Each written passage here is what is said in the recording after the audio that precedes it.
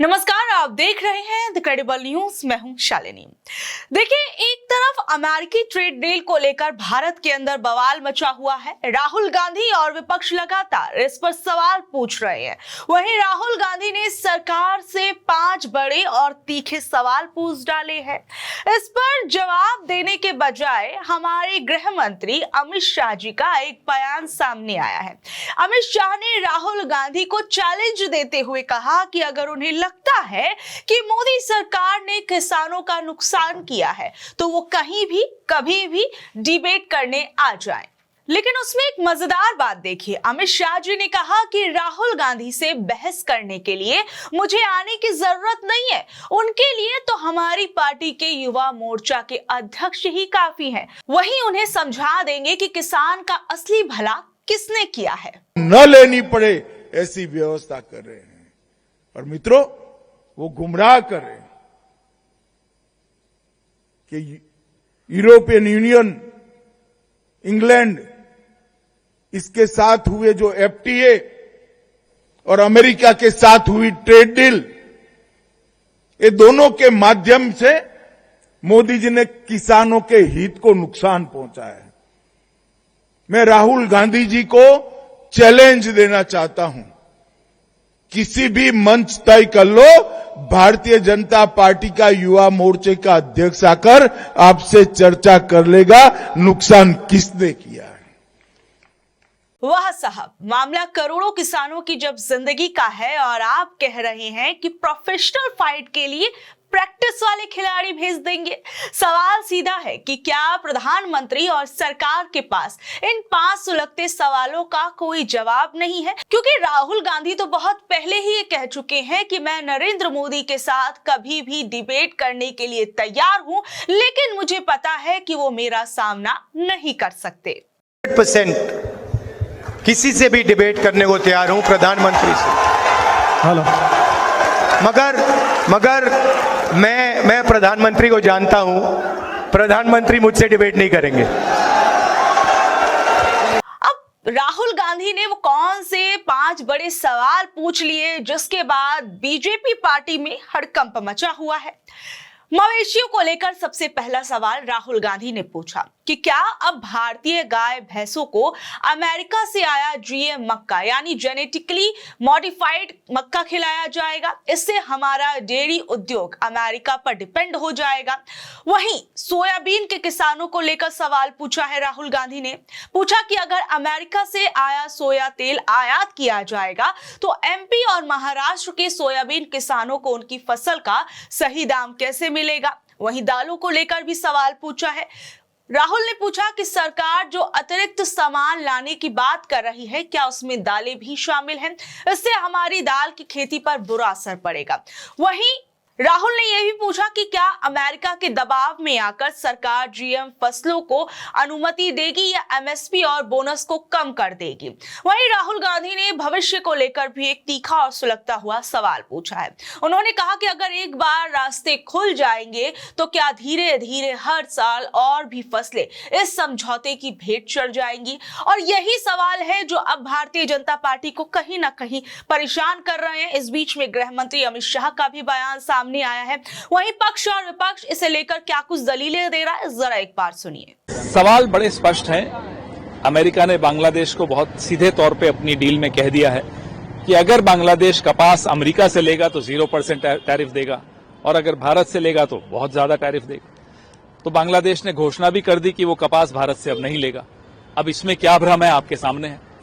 यही बात अमेरिका ने पीयूष गोयल को भी कही कि अगर आपका किसान, आप लोग, आपकी टेक्सटाइल में इंडस्ट्री अमेरिका से कॉटन लेगी, कपास लेगी तो 0% टैरिफ है और नहीं लेगी तो 18% टैरिफ है। अब बताइए इसमें भ्रम कहां है? सबके सामने है। तो ये झूठ बोलने की जो ये इनकी आदत है, बीमारी है, अब इस बीमारी के दिन खत्म हो गए। इसका इलाज राहुल गांधी को मिल गया है। सदन में जिस तरह से चल रहा है, ओम बिरला कह रहे हैं कि प्रधानमंत्री भी सेफ नहीं है, इस तरह की लानत है ये कहने वाले पर। जिम्मेदारी स्पीकर की, इस्तीफा दे दें, अगला इस्तीफा गृह मंत्री दें कि संसद में प्रधानमंत्री सुरक्षित नहीं है। किस तरह का संदेश आप पूरे विश्व में दे रहे हैं? लानत है इन लोगों पर जो ऐसी बात करते हैं। तुरंत इस्तीफा देना चाहिए इनको। अमित शाह ने शुरू कर चुके हैं राहुल गांधी। अब झूठ की नई परंपरा तो नरेंद्र मोदी जी और अमित शाह जी और पूरी भारतीय जनता पार्टी और संघ कर चुका है। यूएस इंडिया डील में जिस तरीके से आत्मसमर्पण किया गया है, अगर श्री राहुल गांधी जी उस पर कुछ गंभीर सम्यक प्रश्न पूछ रहे हैं तो वो झूठ बोल रहे हैं, और आप लगातार उस डील को बचाने के लिए झूठ पे झूठ बोलते जा रहे हैं, डोनाल्ड ट्रंप के सामने आत्मसमर्पण करते जा रहे हैं, अपने किसानों के हितों को अमेरिकन प्रशासन को बेच दे रहे हैं, और आप सच बोल रहे हैं। अमित शाह जी जरा ध्यान से देखिए, चिंगारी का खेल बुरा होता है। ये किसान सिर्फ कांग्रेस के किसान नहीं है, ये किसान देश के अन्नदाता हैं। इनके हितों को बेचने वाला पाप का भागी भी होगा, श्राप का भागी भी होगा, नरक का भागी भी होगा। ये नरेंद्र मोदी जी को और आपको बताना पड़ेगा आखिर वो कौन सी फाइलें हैं या कौन सी नस है या कौन सी दिक्कतें हैं जो हिंदुस्तान के प्रधानमंत्री को डोनाल्ड ट्रंप के सामने घुटने टेकने पर मजबूर कर रही है। राहुल गांधी जी कहाँ से पढ़कर आए हैं? थोड़ी बहुत तो समझ होनी चाहिए ना आपको। क्यों बार बार अपना मुंह खोलते हैं और अपने को ही एम्बैरेस करते हैं, अपना मजाक उड़वाते हैं? यूएस ट्रेड डील से किसान खुश होंगे, इतना बड़ा मार्केट उनके लिए खुला है, वो रोएंगे क्यों? वो तो उनके लिए खुशी की बात है। सस्ता डीडीजी अगर आएगा तो दूध वाले जो किसान हैं उनकी लागत घटेगी। लागत घटने का मतलब क्या है कि उनको फायदा मिलेगा, उनको फायदा होगा और वो फायदा उपभोक्ता को मिलेगा। तो फायदा किसे है? तो आप जानबूझ के क्यों भ्रमित कर रहे हैं लोगों को कि हर वक्त झूठ बोलो, लोगों को डराओ धमकाओ? कुछ फर्क नहीं पड़ने वाला है। किसान बड़ा होशियार है, वो जानता है कि कितने फायदे के लिए ये पूरा ट्रेड डील हुआ है। इसके साथ साथ मोदी जी ने साफ साफ कहा है और यकीन इस बात का है हमारी सरकार का कि सिर्फ जब किसान सुरक्षित होगा तभी भारत विकसित होगा।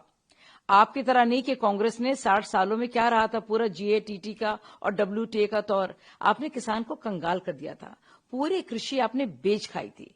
तब आपको फार्मर्स फर्स्ट नहीं याद आ रहा था? कभी आपने सोचा कितने प्रोडक्ट्स उसमें आते थे? किस तरह से आपने भारतीय किसानों को बिल्कुल नॉन कॉम्पिटिटिव श्रेणी में डाल दिया और कितना उन पर प्रेशर डाला और उन्हें कंगाल कर दिया। इसके साथ साथ अगर आप देखेंगे तो जो नॉन ट्रेड बैरियर्स है उनकी बात हो रही है, तो हमारी सारी फसलें पूरी तरह से सुरक्षित हैं जो भी हैं। और इस तरह से जो लॉबिंग की, पैसे बनाने की जो पूरी एक स्कोप होती थी आपके दौर में राहुल गांधी जी, कांग्रेस के दौर में वो नहीं है। तो नॉन ट्रेड बैरियर्स अगर जो हटाए गए हैं उसमें हमने इंश्योर किया है कि सारे सेंसिटिव प्रोडक्ट्स पूरी तरह से सुरक्षित हैं।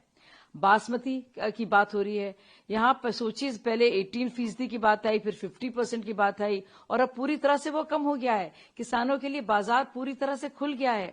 तो आप क्यों किसानों को गुमराह करेंगे? पूरी तरह से ये इंडो यूएस ट्रेड डील किसानों के हित में है। आप कुछ भी कोशिश कर लीजिए, कितना भी आप किसानों को बेवकूफ बनाएं, लेकिन वो समझदार है, वो जानता है कि सिर्फ और सिर्फ उसके हक की और उसके हित की बात की जा रही है। राहुल गांधी बार बार और रोज ये सवाल उठाते हैं कि जो फार्मर्स हैं उनके इंटरेस्ट के साथ कॉम्प्रोमाइज किया है मौजूदा सरकार ने। इस बीच अमित शाह ने राहुल गांधी को खुली बहस की चुनौती दी है यूएस ट्रेड डील को लेकर। क्यों नहीं, खुली बहस की क्या बात है? इन पॉइंट्स पर चर्चा हो, वो क्या देंगे हम, मैं देता हूँ। राहुल गांधी जी तो बहुत बड़े हैं, तो बहुत समझते हैं चीजों को। मैं कहता हूँ कि क्या ये सच नहीं है कि बायलैटरल ट्रेड एग्रीमेंट में रूस से तेल खरीदने पर प्रतिबंधित है? क्या यह सच नहीं? उसमें क्लाज है कि निगरानी अमेरिका करेगा रूस अगर से तेल इधर डायरेक्टली इनडायरेक्टली खरीदा। क्या यह सच नहीं है कि 3% पहले एक्सपोर्ट हुआ करता था, जो एक्सपोर्टर भारत के थे उनको 3% की ड्यूटी अमेरिका में देना पड़ता था, अब 18% देना पड़ेगा। क्या बहस करेंगे? किस चीज के ऊपर बहस करेंगे? और एक बात है, वहां के किसान खुशी मना रहे हैं, वहां के एग्रीकल्चर मिनिस्टर खुशी मना रहे हैं। उनके फल, उनके सोया, उनके और भी उत्पाद हमारे देश में आएंगे। ये बात क्या सही? हमारे कपास उगाने वाले किसानों से जाके पूछो, जब इनका कपास बिकना बंद हो जाएगा बांग्लादेश को, मर जाएंगे सबके सब। तो बहरहाल आप लोग इस बारे में अब क्या कुछ कहेंगे, नीचे दे कमेंट बॉक्स में जरूर बताइएगा। और ऐसे अपडेट से जुड़े रहने के लिए देखते रहिए द क्रेडिबल न्यूज। मैं हूं शालिनी, धन्यवाद।